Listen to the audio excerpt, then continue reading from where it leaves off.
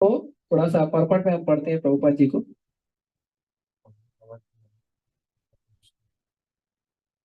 नहीं दिया? कोई नहीं, क्या आ रहे हैं तो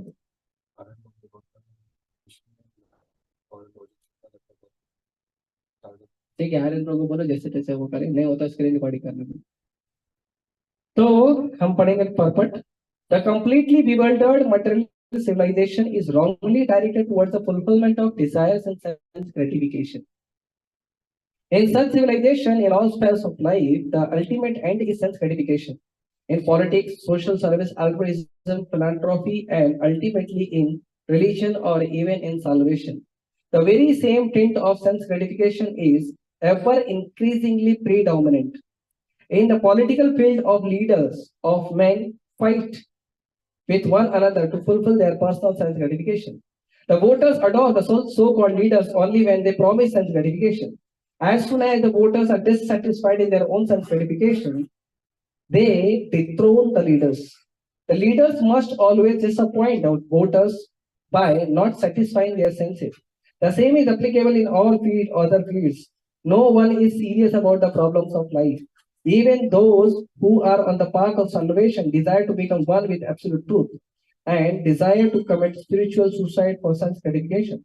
But the Bhagavatam says that one should not live for sense gratification. One should satisfy the senses only in so much as required for self-preservation and not for the self-gratification. Because the body is made of senses, which also requires a certain amount of satisfaction.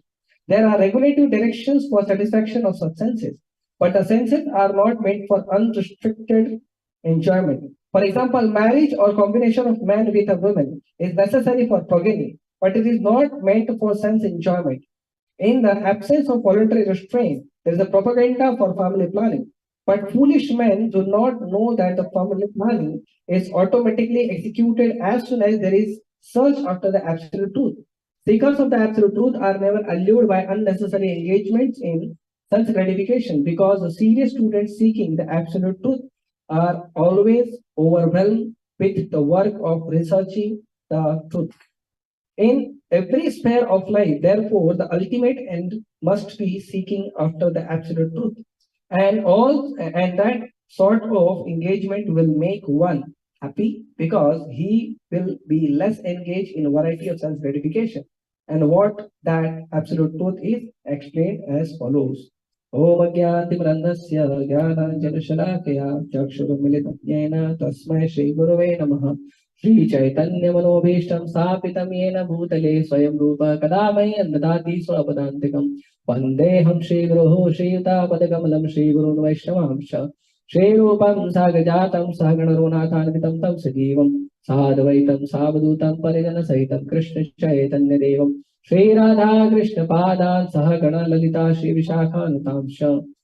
नमो विष्णुपादाय कृष्णपृष्ठाय भूतले श्रीमते भक्ति वेदांत स्वामी नित्य नामिने नमस्ते सारस्वते देवे गौरवाणी प्रचारिणे निर्विशेष शून्यवादी पाश्चात्य देशतारिणे नमो महावदन्याय कृष्ण प्रेम पदाय कृष्णाय कृष्ण चैतन्य नामने गौर कृष्ण नमः।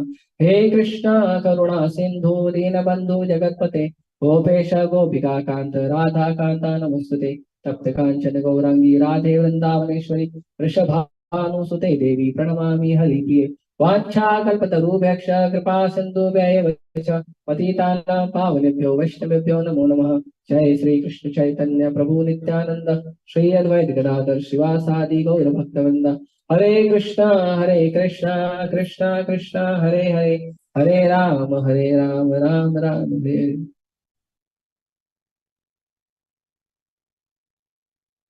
ऑनलाइन चेक कर लो, आवाज आ रहा होगा। आवाज आता है, वो वीडियो चालू कर देते ना, इसके लिए उनका नेटवर्क की वजह से आवाज नहीं आता।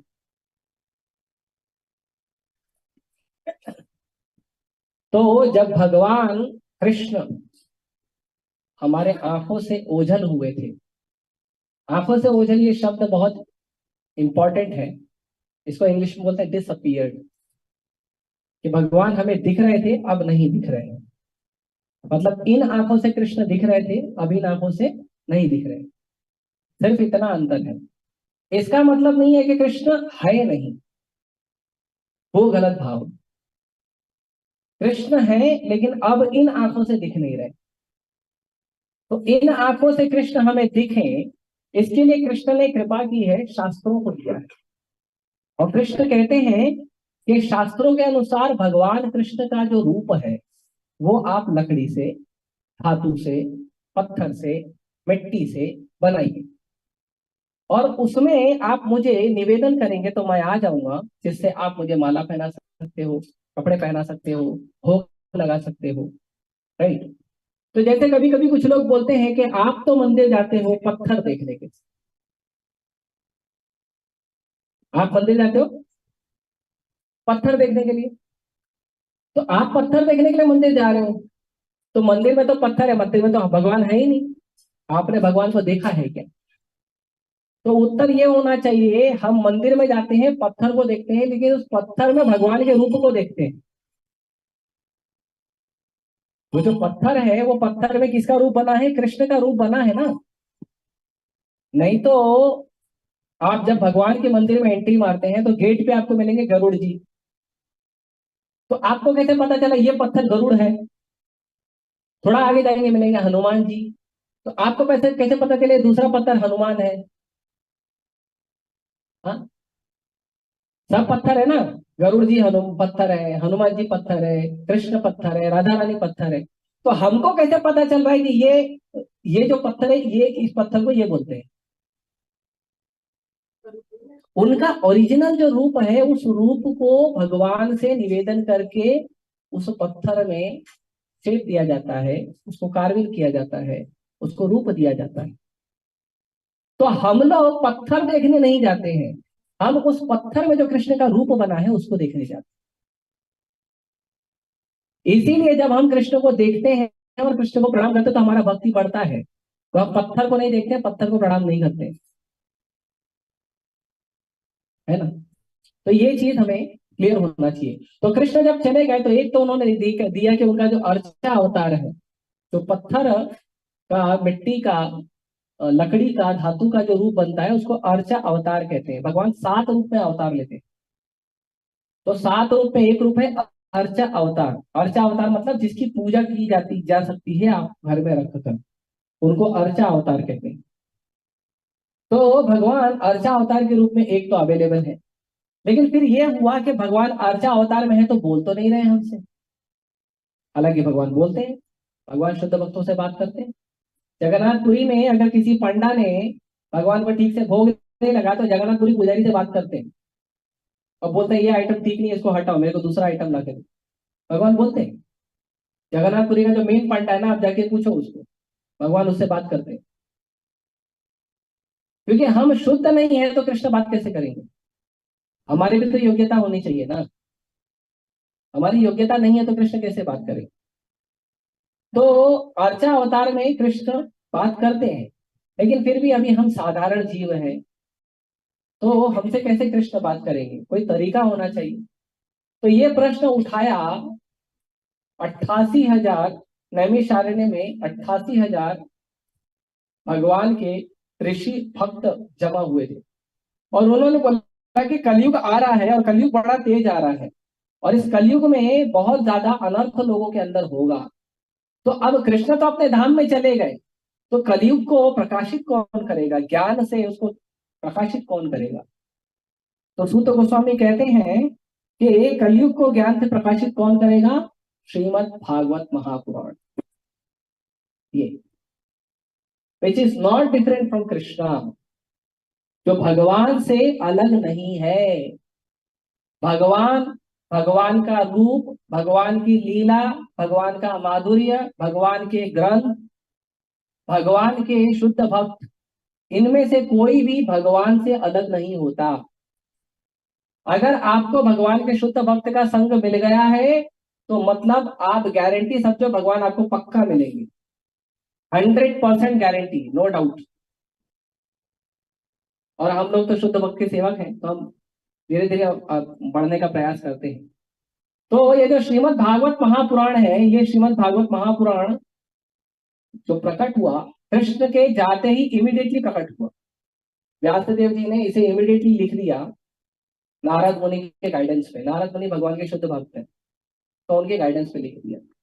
तो अगर किसी को अपने लाइफ का गाइडेंस लेना है ना, तो अभी हमको गाइडेंस लेना होता है इंजीनियरिंग का, मेडिकल का और बाकी चीजों का, तो हम कैसे लेते हैं? स्कूल में जाते हैं, कॉलेज में जाते हैं, बुक्स खरीदते हैं, टीचर्स को हम रिक्वेस्ट करते हैं और फिर हम सीखते हैं, राइट? तो वैसे ही हमको, जैसे हम अभी मान लो किसी को मेडिकल का पढ़ाई करना है, तो उसको कितना साल पढ़ाई करना पड़ता है मिनिमम, बताओ? 4 5 years हो बस। After, no, I am asking, मैं पूछ रहा हूँ वो पहली में गया तब से लेके कितना टाइम हुआ? हाँ, वो तो प्रैक्टिशनर बनते हैं, बट फिर भी वो हाथ में एक पेपर आ जाता है ना। मिनिमम 15 साल, नो 15 साल में थोड़ी होता, मिनिमम 17 to 20 years होता है। मैं गया था ना कोटा में, बुक डिस्ट्रीब्यूशन किया हूँ, मिला हूँ बड़े बड़े धुरंधर मेडिकल लोगों से। तो एक का किस्सा मैं लास्ट में बताऊंगा। वो आया था बड़ा सीना चौड़ा करके, गीता मत बेचो इधर, बाद में लेके गया तो गीता। तो अ, मान मिनिमम 17 से 20 साल लगते हैं एक मेडिकल के पढ़ाई को कंप्लीट करने के लिए, राइट? अच्छा, वो सर्टिफिकेट मिलने के बाद भी कंप्लीट हो जाता है क्या डॉक्टर? फिर उसको वापस से उसका डॉक्टर का सर्टिफिकेट मिल गया, उसके बाद भी उसको बोलते हैं तुमको नया नया बुक आएगा हमारा इंडियन मेडिकल एसोसिएशन का, उसको रेगुलर पढ़ते रहना पड़ेगा। अब देखोगे डॉक्टर के केबिन में ऐसा बड़ा बड़ा बुक रखा रहता है, उनको रेगुलर पढ़ना पड़ता है ना। तो मतलब स्टडी क्या है, एक आप वो प्रोफेशन सीखोगे तो उसका स्टडी लाइफ टाइम होता है। सेम इंजीनियर्स के लिए होता है, सेम सीए के लिए होता है, जो प्रोफेशन सेम लॉयर के लिए होता है, सेम नियम सबके लिए है कि सर्टिफिकेट लेने के लिए 17 से 20 साल देना है, लेकिन उसके बाद भी पूरा लाइफ टाइम तुमको बुक पढ़ना पड़ेगा, नहीं तो तुम्हारा प्रोफेशन तुम कंटिन्यू नहीं कर पाओगे, आउटडेटेड हो जाओगे। मोबाइल ही नहीं, आदमी पे आउटडेटेड हो जाता है अगर नई नई बुक नहीं पढ़ेगा तो, प्रोफेशन आउटडेटेड हो जाता है, राइट? लेकिन वो सब करके तो हम एक स्किल सीखते हैं ना।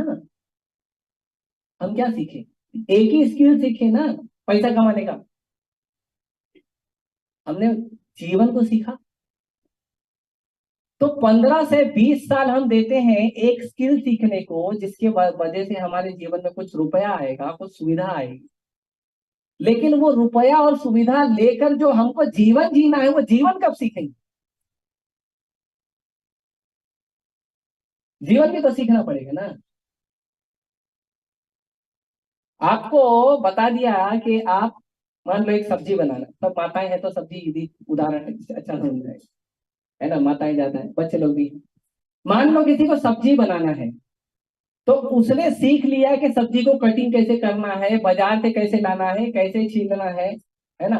कैसे अलग अलग शेप देना है, अलग अलग प्रकार की सब्जी को अलग अलग शेप देना होता है। आपको पता चल गया कि कौन सी सब्जी में कौन सा मसाला कितने क्वांटिटी में डालना है, सब पता चल गया। लेकिन सब्जी का मेन रेसिपी नहीं पता चला है कि बनानी कौन सी सब्जी है। आप 20 सब्जी मार्केट से ला के रख दिए, बढ़िया से काट के उसको शेपिंग ग्रेडिंग सब कर दिए, लेकिन आपने अभी तक ये नहीं डिसाइड किया कि सब्जी बनानी कौन सी है। मिक्स बनाना है कि 10 अलग अलग प्रकार की बनानी है, कि खट्टी कड़वी मीठी अलग अलग बनानी है, वो डिसाइड ही नहीं किया। फिर क्या हो? सब्जी बनेगी, फिर चाइनीज खाएंगे सब लोग, आधा कच्चा आधा पक्का। राइट? तो इसीलिए कह रहे हैं कि हमारे जीवन का उद्देश्य जो है, कि हमारे जीवन में जो छोटी छोटी इच्छाएं हमें होती है, वो छोटी छोटी इच्छाएं हमारे जीवन का उद्देश्य नहीं है। हमारे जीवन का उद्देश्य है सबसे पहले जानना कि हम इस संसार में क्यों आए हैं। दूसरा, जानना कि ये संसार किसने बनाया है। और तीसरा, जानना कि मेरा उससे क्या कनेक्शन है। ये 3 कनेक्शन होगा तब ना गाड़ी आगे बढ़ेगी। अभी मैं मरीना एनक्लेव में आया तो सबसे पहले मुझे मेरा पोजीशन पता चलना चाहिए कि मरीना एनक्लेव में आगे मुझे करना क्या है। ठीक है? फिर मरीना एनक्लेव में जाना किधर है। और तीसरा, किससे मेरा संबंध होगा। राइट? नहीं होगा तो क्या होगा? नहीं होगा तो क्या होगा? पूरी तरह कंफ्यूज रहो ना, कुछ होएगा ही नहीं, प्रोग्राम ही नहीं होगा। प्रभु जी फोन करते रहेंगे, मैं बोलूंगा प्रभु जी मेरे प्रश्न क्लियर नहीं हुए अभी तक, राइट? तो इसीलिए हमारे जीवन में भी ये तीन प्रश्नों का उत्तर बहुत महत्वपूर्ण है। Who am I, why this world is, and what is my connection with God who created everything. मैं कौन हूं, ये संसार क्यों है, और कृष्ण से मेरा क्या संबंध है, इसने अनंत ब्रह्मांड को बनाया है। ये उत्तर आपको मिलेगा श्रीमद् भगवत गीता में, श्रीमद् भागवतम में। नहीं तो क्या होगा, लाइफ में हम बहुत सारी चीजें कलेक्ट करने लग जाएंगी। कभी डिग्री कलेक्ट करेंगे, छोटे बच्चे होते हैं तो टॉफी कलेक्ट करते हैं, फिर थोड़ा बड़े होते हैं ट्रॉफी कलेक्ट करते हैं, टॉफी से ट्रॉफी पे चले जाते हैं, फिर ट्रॉफी के बाद सर्टिफिकेट कलेक्ट करते हैं, फिर सर्टिफिकेट के बाद क्या कहते हैं, तो जॉब का वैकेंसी का पेपर कलेक्ट करते हैं, किधर किधर जॉब लगने वाली है वो देख ले जरा। हाँ? उसके बाद फिर प्रमोशंस कलेक्ट करते हैं, फिर पैसा कलेक्ट करते हैं, फिर दोस्त रिश्तेदारों को कलेक्ट करते हैं, और फिर उसके बाद लाइफ के लिए जो जरूरी है ना, लड़की को लड़का, लड़का को लड़की, जो भी विवाह करते हैं, फिर उसको कलेक्ट करते हैं, फिर घर देखेंगे, घर के लिए जो साथ सामान है उसको कलेक्ट करेंगे, और फिर ऐसे कलेक्ट करते करते लोगों से कनेक्ट होंगे, कनेक्ट होंगे, कनेक्ट होंगे, कलेक्ट होंगे, बस उसके बाद लाइफ खत्म। तो किसी को पूछो लाइफ में किया क्या, किया क्या? आपने जन्म से लेके, कोई व्यक्ति है 50 साल का, 60 साल का, 80 साल का, 70 साल का, जो भी है, उसको पूछो जन्म से लेके अभी तक का जो आपने जीवन जिया है उसमें एक पर्पस बताओ, जो केवल एक पर्पस के लिए आप जिए हो, ऐसा एक पर्पस बताओ, ऐसा एक उद्देश्य बताओ जिसको बचपन से आप जीते आ रहे हो, वो उद्देश्य चेंज नहीं हुआ है क्या? सब चेंज होता है, जैसी हमारी इच्छा है वैसे हमारे उद्देश्य बदलते जाते हैं, हमारे ऑब्जेक्टिव बदलते जाते हैं, हमारा गोल बदलते जाता है। तो इसीलिए भागवतम कहता है कि मनुष्य के जीवन का उद्देश्य एक ही है, वो है भगवान को प्राप्त करना, भगवान से संबंध बनाना। भगवान हमारे पिता है, भगवान हमारे माता है, भगवान हमारे शाश्वत प्रभु हैं, हम उनके शाश्वत दास हैं, उनसे संबंध बनाना वो एक ऑब्जेक्टिव है। तो कोई बोलेगा अरे भगवान से संबंध बनाना ऑब्जेक्टिव हो तो फिर तो जाओ हिमालय पर तपस्या करो, यहाँ क्या करे मुंबई में रह के? मुंबई में तो हम गाड़ी में घूमेंगे, घोड़ा में घूमेंगे, ट्रेन में लटकेंगे, बस में लटकेंगे, है ना, 2-2 घंटा ट्रैफिक पी पी करते रहेंगे, ये सब हम मुंबई में करने के लिए आए हैं, है ना? देखो गरीब होएगा तो ट्रेन और बस में लटकेगा, 2 घंटा उसमें जाएगा उसका, और अमीर होएगा तो ट्रैफिक में 2 घंटा जाएगा। हमने गाड़ी बनाई ये सोच के बहुत फास्ट जाएंगे, कृष्ण बोले बेटा ट्रैफिक तो मेरे हाथ में, राइट? तो हम कितना भी प्रयास कर लेंगे, गोल गोल गोल गोल गोल गोल घूम के कृष्ण वहीं लाके खड़ा करेंगे।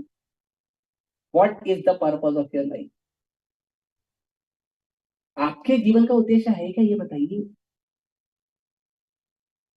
और अगर नहीं पता चला है तो जानने का प्रयास करिए, और अगर आपको प्रयास करने पर भी नहीं पता चला तो कम से कम जाके किसी साधु को पूछिए जो भगवान की प्राप्ति के लिए लगे। क्यों साधु को पूछिए?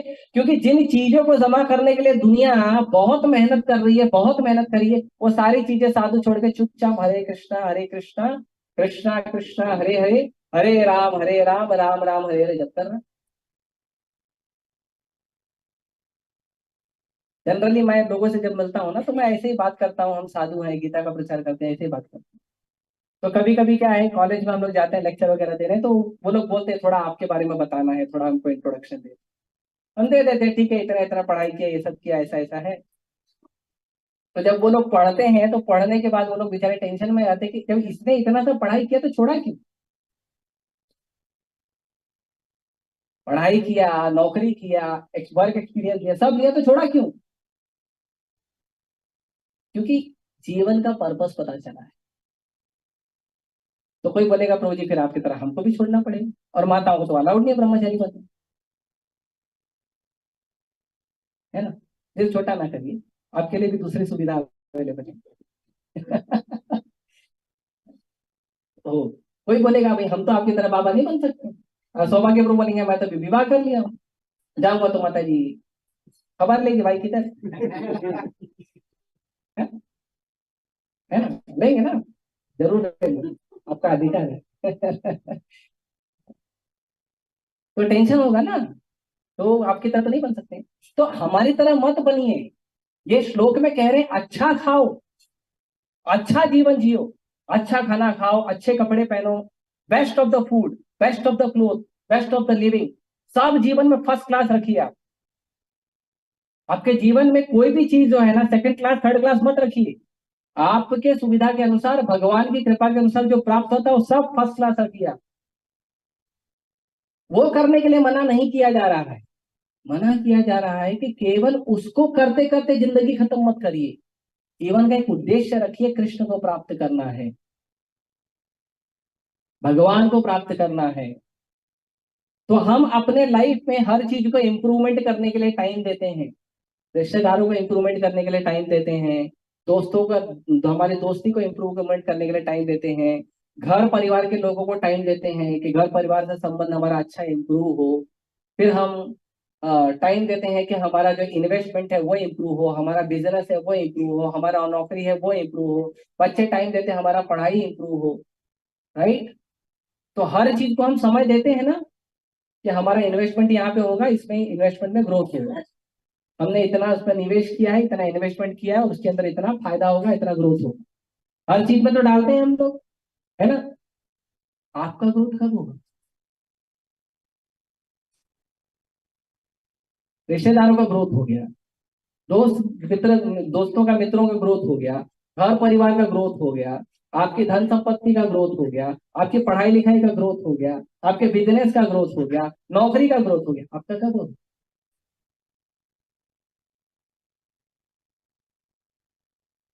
तो उस ग्रोथ को पाने के लिए आपको अपने ऊपर इन्वेस्टमेंट करना पड़ेगा, है ना। देखो दुनिया में इन्वेस्टमेंट किया तो दुनिया इंप्रूव हुई, तो अगर खुद को भी इंप्रूव करना तो खुद पे भी तो इन्वेस्टमेंट करना पड़ेगा ना। And that investment is sitting at one place with Krishna and chanting Hare Krishna महामंत्र। वो ग्रोथ का मतलब है अपने आप को समय देने का, मतलब है कि आपके जो प्रभु हैं उन प्रभु के साथ बैठिए और बैठकर प्रभु से बात करिए, भगवान का नाम जप करते हुए। That is your investment to your life. इसीलिए भगवान के साथ जो समय बिताया जाता है, भगवान के साथ जो भजन किया जाता है, उसको कहते हैं science of self realization. God realization बाद में, पहले क्या होता है? सेल्फ रियलाइजेशन, आत्म साक्षात्कार का विज्ञान। भगवत साक्षात्कार बाद में होगा, पहले आपको खुद का साक्षात्कार होगा, भाई मैं कौन हूं, ये भी तो पता चले ना। दुनिया भर में तो डिग्री लेके घूम रहा हूं, मैं डॉक्टर हूं, मैं लॉयर हूं, मैं सीए हूं, मैं ये हूं, मैं वो हूं, मैं इंडियन हूं, मैं अमेरिकन हूं, दुनिया भर में तो पद लेके घूम रहे हैं हम, लेकिन मैं असली में क्या हूँ? किसी यूनिवर्सिटी ने मुझे बोला आप डॉक्टर, तो मैं डॉक्टर बन गया क्या? मैं मनुष्य कब बना? तो ये जो महत्वपूर्ण बातें हैं, ये जो श्लोक में बताया जा रहा है कि हमको ये भी पता चलना चाहिए कि इन सब पदों के पीछे मेरा भी कुछ एग्जिस्टेंस है, मेरा भी कुछ अस्तित्व है, और उस अस्तित्व को, एग्जिस्टेंस को समझने के लिए मुझे क्या करना पड़ेगा? मुझे अपने ऊपर टाइम इन्वेस्ट करना पड़ेगा। और अपने ऊपर टाइम इन्वेस्टमेंट करने का सिंपल तरीका है, चैतन्य महाप्रभु अभी गोल्डन अवतार प्रकट होने वाले हैं, 25 तारीख को चैतन्य महाप्रभु का आविर्भाव दिवस है, गौरांग महाप्रभु गौर पूर्णिमा कहते हैं। आइए, मंदिर में बड़ा फेस्टिवल होगा। चैतन्य महाप्रभु ने हमें सबसे इजी प्रोसेस दिया है। जैसे 4 युग होते हैं, तो 4 युग के 4 अलग अलग प्रोसेस होते हैं भगवान को प्राप्त करने के। पहला होता है सत्य युग। सत्य युग में, सत्य युग में लोगों की आयु होती है 1 लाख साल, है ना। अभी हम लोग कभी किसी को बोलते वो ऋषि ने 10,000 साल तपस्या किया, तो बोलते बुद्ध बना रहे, 100 साल के ऊपर कोई जीता नहीं है। और अभी कलयुग में तो 50-60 में निपट जाते हैं, जो 50-60 पार कर गया उसको तो हम महात्मा बोल के प्रणाम करते हैं, है ना। तो लोग ऐसा बोलते हैं, नहीं, उसका विज्ञान है कि जब सत्य युग था, तो सत्य युग होता है 17,28,000 साल, तो उसमें लोगों की उम्र होती है 1 लाख साल हर इंसान की। और उसमें प्रोसेस होता है भगवान को प्राप्त करना, कि भगवान के चरण कमल पे ध्यान लगा। कितना टाइम ध्यान लगाना, लगाओ बैठ के, भगवान जब प्रसन्न हो तो आ जाए। तो कोई 100 साल, कोई 200 साल, कोई 500 साल, कोई 1,000, कोई 10,000, कोई 20,000, विश्वामित्र मुनि 60,000 भगवान के चरण कमल पे ध्यान करो। क्योंकि उस समय लोगों का माइंड है ना उतना चंचल नहीं था, हमारी तरह, मेरी तरह स्पेशली उतना चंचल नहीं था हमारा मन, तो हम ध्यान लगा लेते थे। तो इसीलिए 1 लाख साल आयु होती थी तो भी लोगों में इतना उनका मन धीर था कि 10-10 हजार, 20-20 हजार साल तक केवल भगवान के चरण कमल पे ध्यान लगा लेते थे। फिर उसके बाद आया त्रेता युग। तो त्रेता युग में भगवान राम आए। तो जो भगवान राम का जो त्रेता युग है उसमें लोगों का जो 1 लाख वर्ष जो उम्र है उसमें से एक जीरो हटा दिया गया। कितना हुआ? 10,000। तो 10,000 साल लोगों की उम्र हुई। तो अब 1 लाख साल तो है नहीं, तो कोई ज्यादा तपस्या कर नहीं सकता। तो भगवान ने क्या किया, भगवान की प्राप्ति का प्रोसेस चेंज कर दिया। और फिर प्रोसेस क्या रखा? फिर प्रोसेस रखा कि लोग यज्ञ करोगे, हवन करोगे, शुद्ध घी होगा, शुद्ध ब्राह्मण होगा, जो यज्ञ करने वाला जो अ, व्यक्ति होगा, जो पति पत्नी होंगे या घर के लोग होंगे, वो लोग का मन शुद्ध होगा, वो आहुति देंगे, देवता प्रकट होंगे, भगवान प्रकट होंगे, आशीर्वाद देंगे, आत्म साक्षात्कार हो जाएगा। तो प्रोसेस फिर चेंज किया। उसके बाद आया द्वापर युग, भगवान कृष्ण। तो द्वापर युग में फिर से एक जीरो कम कर दिया। क्योंकि लोगों का जितना चेतना डिग्रेड होता है भगवान उतना फैसिलिटी डिग्रेड करते हैं। जितना चेतना अपलिफ्ट होगा भगवान फैसिलिटी उतना अपलिफ्ट करते हैं। हाँ, भगवान पक्का बनिए, बनिया के बेटे नंद महाराज बनिया है ना, वैश्य। वैश्य मतलब बनिया, तो बनिया का बेटा तो पक्का बनिया होगा। तो भगवगीता में बोले भी, ये यथा मम प्रपद्यन्ते तां तथैव भजामि हम। भैया तुम जितना हिसाब रखोगे उतना मैं भी हिसाब रखूंगा। तो भगवान ने फिर एक जीरो कम कर दिया। फिर कितना हुआ? 1,000 साल उम्र हो गई। तो जब 1,000 साल उम्र हो गई तो भगवान बोले अब आप यज्ञ ज्यादा नहीं कर पाओगे। और फिर लोगों का जो मेंटल स्टेट है वो भी थोड़ा मिसबैलेंस होने लगा। 50% लोग ध्यान लगाते थे, 50% नहीं लगाते थे। तो भगवान ने बोला कम से कम आप मेरे रूप का ध्यान लगाओ। कैसे करोगे? भगवान का आरती करके, आरती करके, पूजा करके, घी नैवेद्य भोग लगा के, बड़े बड़े मंदिर बना के। तो वो प्रोसेस था भगवान को प्राप्त करने का। उसके बाद बचे कुचे हम लोग आ गए कलयुग में। तो फिर एक जीरो कम कर दिया भगवान ने। कितने बचे? तो 100 साल की हमारी उम्र है। उसमें भी हमारे जो महान वैज्ञानिक लोग हैं उन लोगों ने इतने रिसर्च किए, इतने रिसर्च किए, इतने रिसर्च किए कि अभी हमारी उम्र और कम कर दी है, रिसर्च कर करके, पोल्यूशन फैला फैला के, है ना। जितना इंडस्ट्रियलाइजेशन हुआ है उसी से तो ज्यादा पॉल्यूशन हुआ है। एग्रीकल्चर से किधर पॉल्यूशन, है ना। इस फैक्ट को एक्सेप्ट करना चाहिए। तो फिर लोगों की उम्र 100 साल हो गई। तो भगवान ने देखा कि ये आदमी ध्यान नहीं लगा सकता, तो कलयुग का आदमी किधर ध्यान लगाएगा। टीचर पढ़ाते रहते तो तब तक टीचर को देखते हैं, जैसे ही टीचर मुड़ी तब कुछ और देखने लगते हैं। मैं पढ़ाता था कॉलेज में तो मुझे पता है कि पीछे से आवाज आती थी अलग अलग। एग्जाम में ध्यान नहीं रहता है। एग्जाम के टाइम पे ये ध्यान नहीं रहता कि पढ़ूं क्या, क्वेश्चन बैंक पढ़ूं, इंपॉर्टेंट क्वेश्चन पढ़ूं, वो दोस्त ने दिया वो पढ़ूं, इसने चिट्ठी बनाया वो देखूं, समझ में नहीं आता है। एग्जाम हॉल में बैठ के कंफ्यूज है, धंधा बिजनेस में बैठ के कंफ्यूज है। तो ध्यान तो कहीं लग नहीं रहा है, घर में खुद बैठ के, घर में बैठ के कंफ्यूज है। तो भगवान बोले इसका ध्यान नहीं लगने वाला त्रेता युग की तरह। दूसरा प्रोसेस देखो। तो दूसरे प्रोसेस में है कि शुद्ध ब्राह्मण होना चाहिए, शुद्ध घी होना चाहिए, है ना। तो शुद्ध घी तो मिलने से रहा, है ना। घी के नाम पे लोग डालडा दे देते हैं, और ब्राह्मण के नाम पे आपको पान खाने वाला आदमी मिल जाएगा, तो वो भी नहीं मिलेगा। शुद्ध हवा, और हमारे मंत्रों का उच्चारण भी शुद्ध होना चाहिए, यहाँ तो हमारे सिलेबस की पोइट्री शुद्ध नहीं होती है, मंत्रों का उच्चारण कैसे शुद्ध होगा? हाँ, तो भगवान आएंगे नहीं, देवता आएंगे नहीं। तो भगवान बोले ये भी प्रोसेस काम नहीं करेगा इसमें। फिर बोले ठीक है, कम से कम बड़े बड़े मंदिर बनाएगा, बड़े बड़े विग्रह बनाएगा। तो लोगों ने जाके भगवान को कंप्लेन किया, भगवान मुंबई में घर लेना ही मुश्किल है, मंदिर क्या बनाएंगे, खुद का घर बनाना मुश्किल है। मंदिर कैसे बनाएंगे? हाँ, भगवान बोले ये भी प्रोसेस काम नहीं करेगा। फिर भगवान बोले एक काम कर सकते हो आप, कलयुग के लोगों के पास एक बहुत बड़ा गुण है। क्या है पता है? बड़बड़ करने की। वो गुण बहुत बड़ा है, आप देखोगे कुछ ना कुछ बोलते ही रहेंगे। अभी ये तात्पर्य में भी प्रभुपाद जी यही बोल रहे हैं।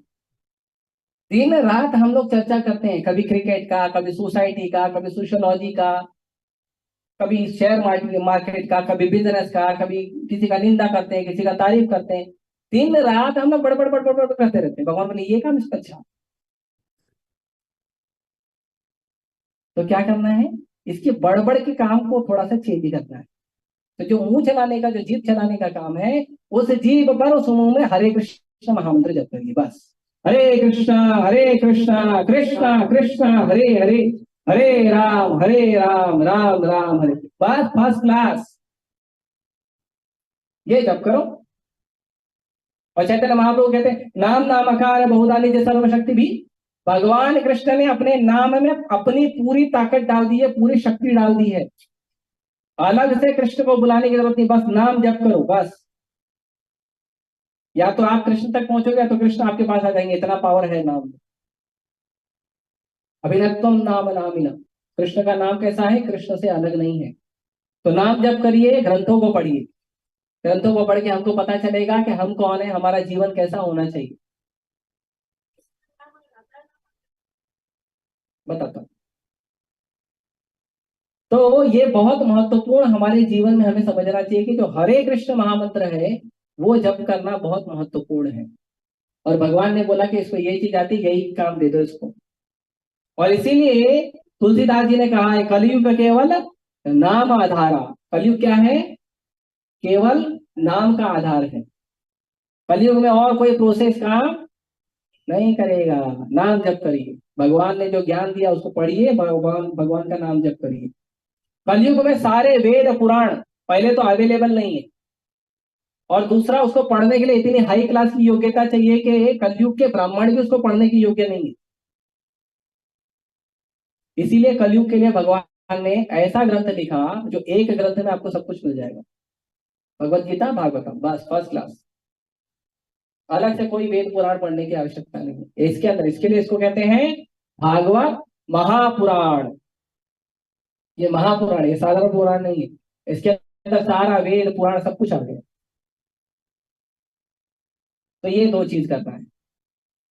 फिर आप, हमारे पास बुक आ गई कि कौन सी बुक पढ़नी है, हमको पता चल गया कि कौन सा प्रैक्टिस करना है। तो हमको ऐसे लोगों की भी आवश्यकता है कि जो प्रैक्टिस ऑलरेडी कर रहे हैं, उनके साथ टाइम बिताएं, है ना। अभी किसी को क्रिकेट खेलना है, तो फिर वो जाके कोई तो भी जो जिम खाना है, या सॉरी जो क्रिकेट का जो क्लब होता है उसको ज्वाइन करता है।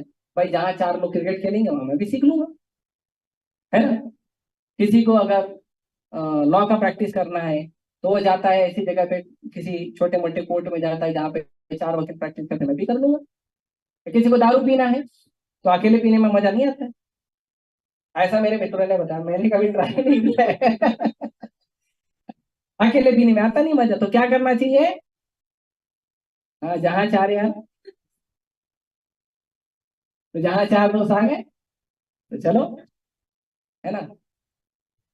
वैसे ही हमको भगवान की भक्ति के लिए भी चार भक्तों की आवश्यकता, दो भक्तों की आवश्यकता है, 10 भक्तों की आवश्यकता, जितने मिले भक्तों के साथ बैठकर भक्ति करने से भक्ति का उत्साह बढ़ता। तो भक्तों का संग चाहिए, है ना। लेकिन कलयुग में लोगों का और एक काम है, उनको खाना पीना बहुत पसंद है। पहले के लोग तपस्या कर लेते थे, कलयुग के लोग तो एकदम इतना ऐसा डिस्कशन करेंगे आपको कि आपको लगेगा कि अरे मेरे को सच में ज्ञान नहीं। दारू पीने वाला दारू के गुण बताएगा और दूध के नुकसान बताएगा। जो नॉनवेज खाने वाले हैं वो नॉनवेज के गुण बताएंगे और वेज के नुकसान बताते हैं। मेरे को एक व्यक्ति ऐसी बता रहा था, मैं बोला भाई जाके हाथी को समझा। मेरे को मत समझा, हाथी तो मोटा तगड़ा वो वेज ही खाता, नॉनवेज थोड़ी खाता है। तो उसको जाके समझाओ नॉनवेज खाना चालू करो, देखा एक सूट घुमा के मालूम पड़ेगा बरोबर। तो कलयुग के लोग ऐसे हैं कि उनको खाना पीना बहुत पसंद। तो भगवान बोले महाप्रसाद भेजो। तो भगवान का महाप्रसाद जगन्नाथपुरी से प्रकट हुआ। भगवान का प्रसाद है, भगवान का नाम है, भगवान के ग्रंथ है और भगवान के भक्त। ये सारी सुविधा आपको इस्कॉन अवेलेबल करा के दे रहा है। प्रभुपाद जी ने इसके लिए बहुत संघर्ष किया है। कुछ लोग कहते हैं प्रभुपाद जी ने 11 साल संघर्ष किया। 11 साल संघर्ष नहीं किया, 11 साल रिजल्ट था। संघर्ष उन्होंने पिछले 70 साल किया। क्यों? हम लोगों को भगवान तक से जोड़ने के लिए, हम लोगों को हरिनाम देने के लिए, हम लोगों को ग्रंथ देने के लिए, हम लोगों को ऐसा ऑर्गेनाइजेशन देने के लिए जहां पे भक्तों का संग मिल सके।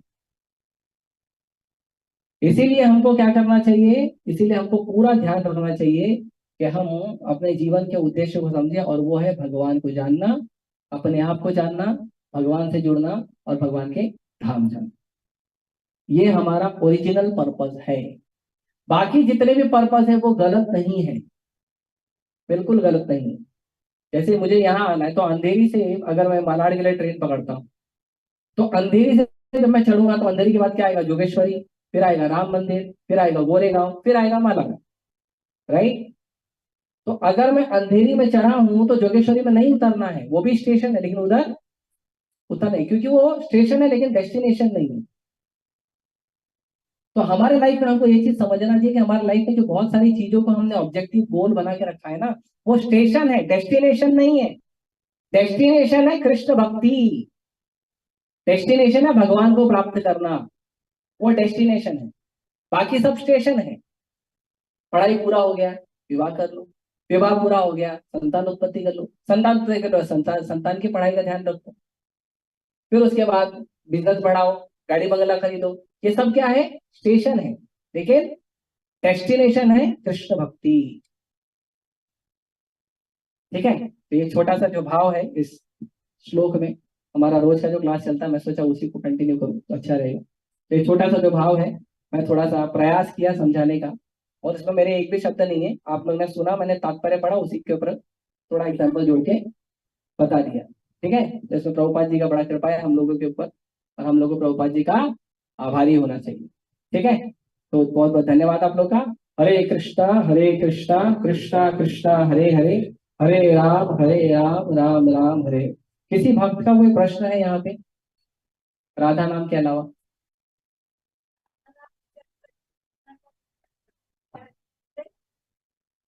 तो कली संतरण उपनिषद में वेद व्यास जी कहते हैं, ध्यान से सुनिएगा, सब लोग सुनिए, क्योंकि ये बड़ा कंट्रोवर्सी चल रहा है और इसके ऊपर बहुत सारे वीडियो रिलीज हो गए। अमोघ लीला प्रभु और क्या नाम, प्रेमानंद महाराज, टक्कर बड़ी हुई है वीडियो में, यूट्यूब टक्कर है। तो इसीलिए मैं क्लियर कर रहा हूँ। तो व्यासदेव जी कलि संतरण उपनिषद में कहते हैं, हरे कृष्णा कृष्णा कृष्णा हरे हरे, हरे राम राम राम हरे हरे। आगे, इति षोडशकम नाम नाम कली कल्मष नाशन। ये जो 16 नाम का जो मंत्र है, ये कलयुग के सारे कल्मष को खत्म कर देगा। कितने कितने? सारे।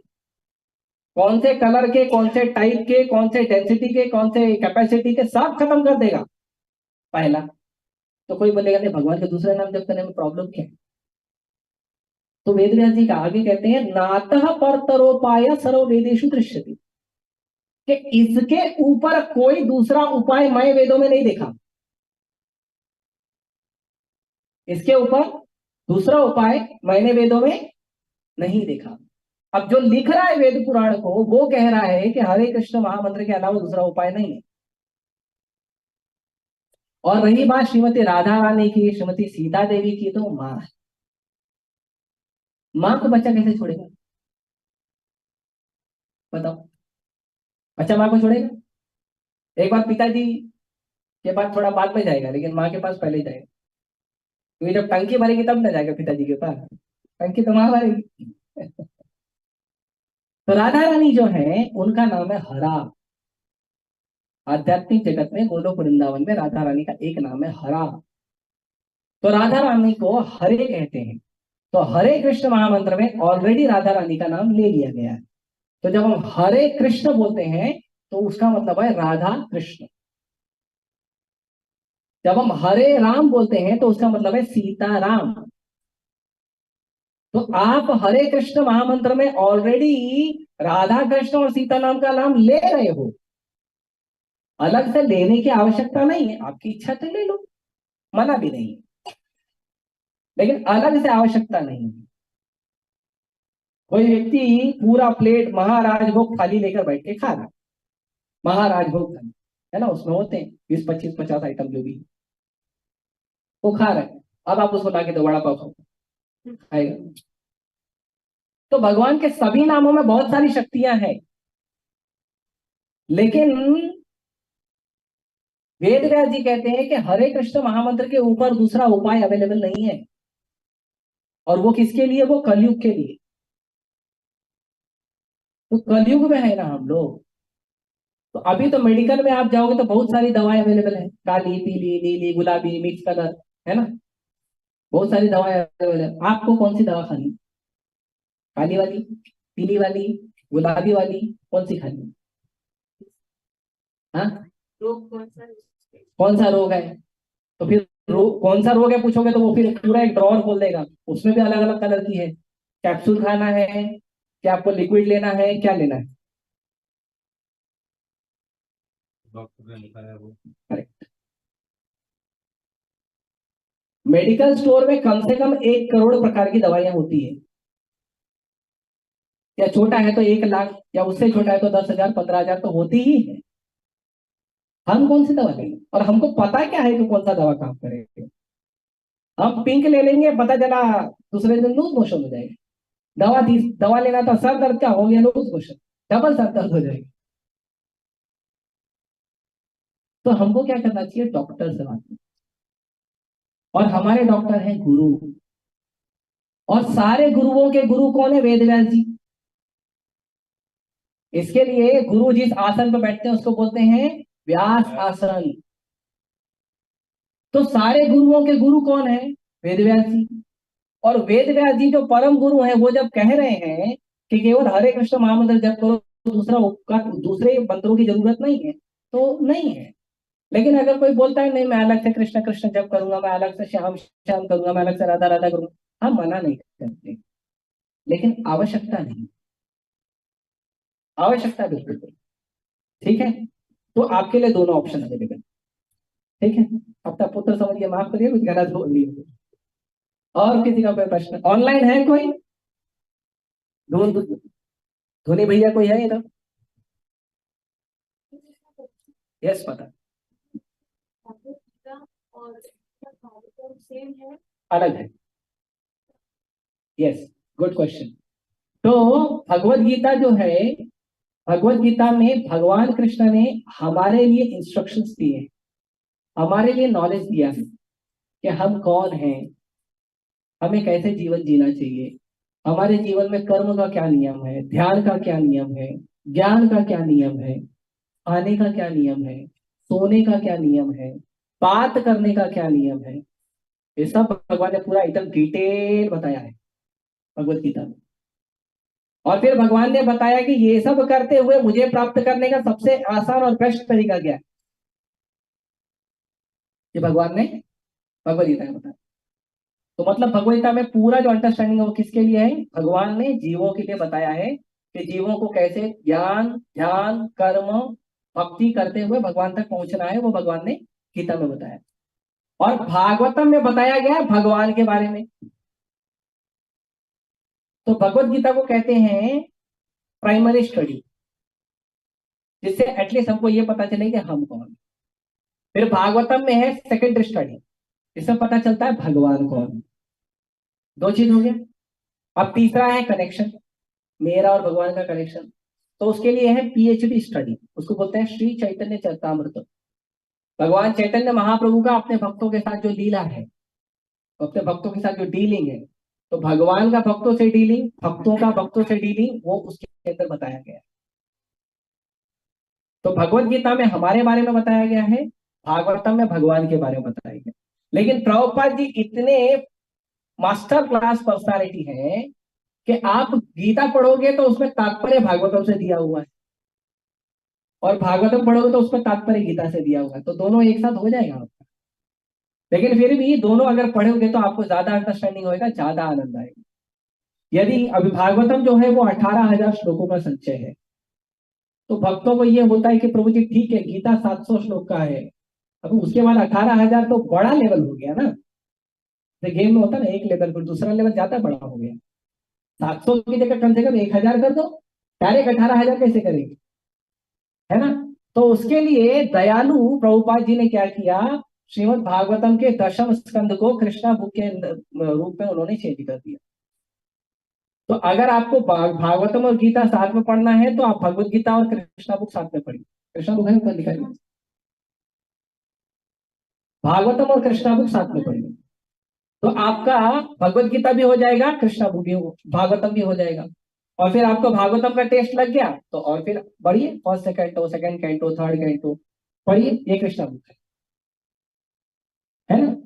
तो भागवतम भी हो जाएगा, गीता भी हो जाएगी, और बाद जब आपको अच्छा टेस्ट लग जाएगा भगवान की लीलाओं का, फिर भागवतम को श्लोक वाइज स्टार्ट करिए। Everything has been made very, very, very, very easy, not easy, used for you. बहुत आसानी एकदम रस बनाकर दिया है। क्लास में डाला है घटक जाओ, इतना इजी बनाकर दिया है हम लोगों के लिए प्रभुपाद जी ने।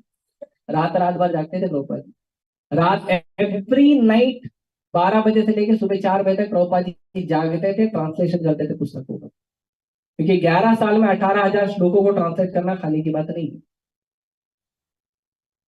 तो प्रभुपाद जी ने करके दिया हम लोगों ने, गीता ट्रांसलेट किया, भागवतम ट्रांसलेट किया, चेतन चेतामृत ट्रांसलेट किया, nectar of devotion, nectar of instruction, Ishopanishad, ये प्रभुपाद ने ट्रांसलेट हम लोग को करके दिया है। तो ऑलरेडी हमको बहुत आसान बना के दिया। हमको क्या करना है, पढ़ना है भक्तों के साथ, हरिनाम जप करना है भक्तों के साथ, प्रसाद खाना है, नाचो गाओ जाओ भगवता। This is so easy. Okay, और कोई क्वेश्चन? ऑनलाइन, ऑनलाइन लोगों का टाइम हो गया है कोई?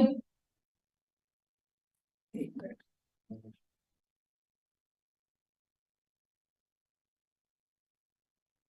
ठीक है, किसी ने हाथ उठाया, भाई जिन्होंने हाथ उठाया बोलिए, याशिका माता जी बोलिए। हरे कृष्णा प्रभु जी, धन्यवाद, प्रणाम प्रभु जी। प्रभु जी, आज आपने हमें भागवतम का जो श्लोक पढ़ के सुनाया, इसके माध्यम से आज हमें अपना गुण पता चल गया। अच्छा, हमारा गुण है बड़बड़ करना। मेरा भी यही है। तो इस गुण को हम अब यूटिलाइज करेंगे भगवान के भक्तों की सेवा में। ठीक है माता जी। जी, हरे कृष्णा, बस यही था हमारा। ओके, धन्यवाद। माता जी का कमेंट है कि रघुपति विष्णुदास का जो बड़बड़ करने का गुण है उसको सही से सेवा में लगाया। ठीक है, धन्यवाद, हरे कृष्णा। ठीक है, और किसी का कोई प्रश्न? ये तो हम समापन करेंगे। श्रीमद् भागवतम की जय, श्रील प्रभुपाद की जय। हरे कृष्णा कृष्णा कृष्णा हरे हरे, हरे राम राम राम।